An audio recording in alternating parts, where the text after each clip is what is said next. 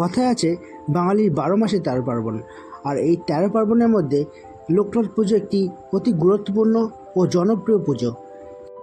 বাবা লোকনাথের একটি অতি গুরুত্বপূর্ণ বাণী হলো, রণে বনে জলে জঙ্গলে যেখানে বিপদে পড়বেন আমাকে স্মরণ করবেন এবং আমি আপনাদের রক্ষা করিব।